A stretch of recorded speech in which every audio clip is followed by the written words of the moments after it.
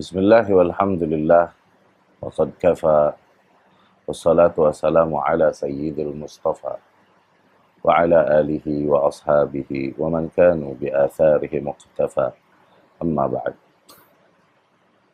Ikhwani rahimakumullah.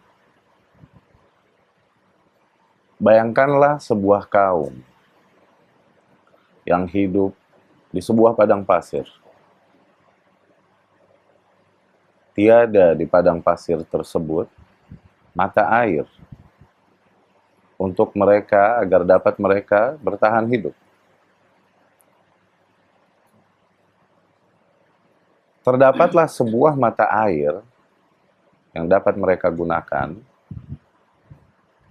Namun mata air tersebut adalah tidak lain melainkan sebuah mata air yang membawakan air yang kotor dan keruh. Namun tidak ada lagi sumber air selain mata air tersebut di padang pasir itu. Mulailah mereka minum dari air yang keruh tersebut.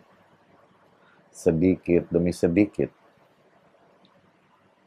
air yang keruh tersebut mulai memenuhi tubuh mereka. Berlalulah waktu demi waktu, zaman demi zaman. Sehingga mulailah berubah standar lidah mereka ketika mencicipi air.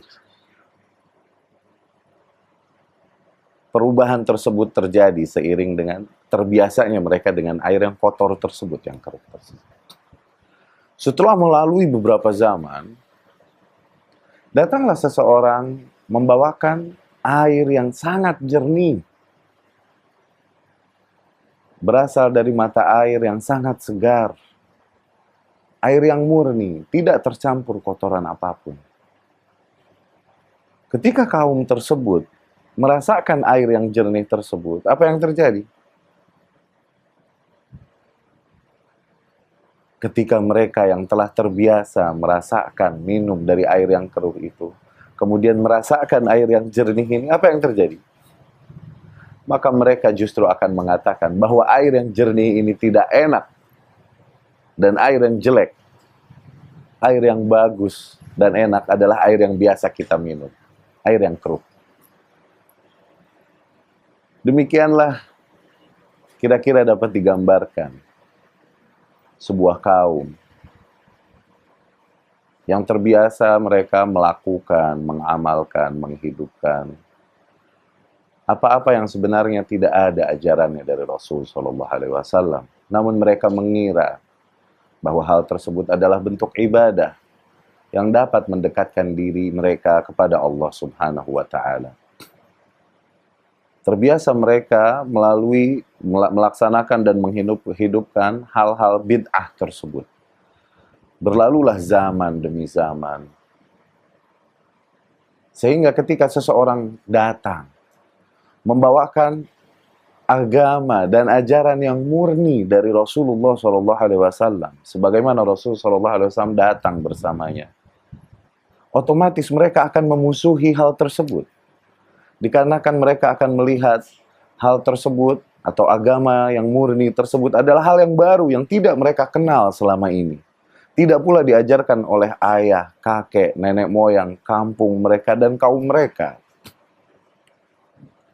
Sungguh benar perkataan seseorang yang mengatakan, "Ma ibtada'a qaumun bid'atan illa wa rufi'a anhas sunnah." Tidaklah sebuah kaum mengamalkan sebuah bid'ah, menghidupkan sebuah bid'ah, kecuali pasti diangkat atau dihilangkanlah dari mereka sebuah sunnah di antara sunnah-sunnah Rasul Sallallahu Alaihi Wasallam. Semakin mereka sering, semakin mereka menghidupkan apa-apa yang memang tidak diajarkan Rasul, mereka akan semakin memusuhi dan menganggap aneh dan tidak mengenal apa yang memang justru sebenarnya diajarkan Rasul Sallallahu Alaihi Wasallam. Tersebutlah suatu hari salah seorang ikhwan di antara ikhwan kita, Allah Subhanahu wa Ta'ala karuniai dia seorang anak. Betapa bahagianya saudara kita ini mendapatkan anugerah yang besar tersebut dari Allah Subhanahu wa Ta'ala. Anak pertama yang selama ini ditunggunya telah dilahirkan oleh istrinya dalam keadaan selamat, tentunya dengan segala keutamaan bagi Allah Subhanahu wa Ta'ala. Ketika sang perawat membersihkan bayi yang baru dilahirkan tersebut, perawat tersebut kemudian berkata, sambil mencoba menenangkan bayi yang terus menangis ini, perawat tersebut berkata, iya sebentar sayang ya, nanti habis ini diazanin sama abahnya, sama abinya. Kemudian ikhwan kita ini memiliki ketegasan hati. Tidaklah dia mendengar atau melihat sebuah hal yang keliru atau bid'ah, kecuali pasti dia langsung sampaikan apa yang tepat dan benar. Dia berkata kepada suster tersebut, ikhwan kita ini berkata kepada suster tersebut, tidak mbak, saya tidak azankan. Oh demikian ya, tidak azankan. Saya tidak mengazankan anak saya. Kemudian suster tersebut bertanya, kalau boleh tahu kenapa nggak diazanin? Karena yang dikenal, yang biasa mereka layani selama ini, bayi ketika dilahirkan tentunya tidak lama diazankan. Kemudian ikhwan kita ini menjelaskan, tidak mbak. Karena hal tersebut tidak diajarkan oleh Rasulullah SAW. Rasulullah SAW tidaklah mengajarkan kita untuk mengazankan bayi yang baru lahir. Kita kaum yang mencintai Rasul SAW, mengikuti jejaknya, adalah kaum yang mau mengamalkan apa-apa yang diajarkannya, bukan apa-apa yang tidak diajarkannya justru. Itulah bentuk cinta kita kepada Rasul SAW. Demikianlah si sang suster ini menerima kabar baru ini dan seolah-olah baru mendengar berita baru. Kemudian tidak lama setelah ikhwan kita ini memegang bayinya, dia ambil sebuah kurma, kemudian dia punya untuk siap mentahnik bayi ini. Tahnik adalah sebuah sunnah di antara sunnah-sunnah Rasul SAW dalam menyikapi bayi yang baru lahir. Dikunyahkan kurma, kemudian dimasukkan ke dalam mulut bayi ini agar bayi ini langsung menghisap sari kurma tersebut. Buah yang diberkahi. Selain itu pun hal tersebut memang diajarkan oleh Rasul SAW. Ketika ikhwan kita melakukan tahnik tersebut, maka suster tersebut pun berteriak, jangan, apa itu dimasukin, nanti bayinya demikian, harusnya demikian dulu, demikian. Kemudian ikhwan tersebut pun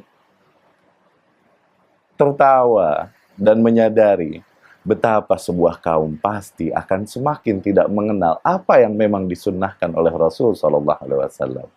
Dikarenakan dia memang sering mengamalkan apa-apa yang bid'ah dan tidak diajarkan oleh Rasul SAW. Dan teruknya manusia, salah satu sifat jiwanya, ada jahilu, mereka selalu akan memusuhi hal-hal yang belum mereka kenal. Mereka pasti akan langsung antipati terhadap hal-hal yang belum mereka kenal dan tidak terbiasa berjalan pada kaumnya. Semoga tausiah singkat ini dapat menjadi nasihat bagi diriku, juga diri ikhwan dan akhwat semuanya. Agar menghidupkan kembali sunnah. Dimulailah di dalam keluarga kita. Mulailah kepada suami-suami kita, istri-istri kita, dan anak-anak kita. Hidupkan sunnah Rasul SAW. Dengan itu Allah Subhanahu wa Ta'ala akan mencatat kita sebagai kaum yang memang benar-benar mengikuti petunjuk Rasul SAW. Aqulu qawli hadza wa astaghfirullah li wa lakum. Assalamualaikum warahmatullahi wabarakatuh.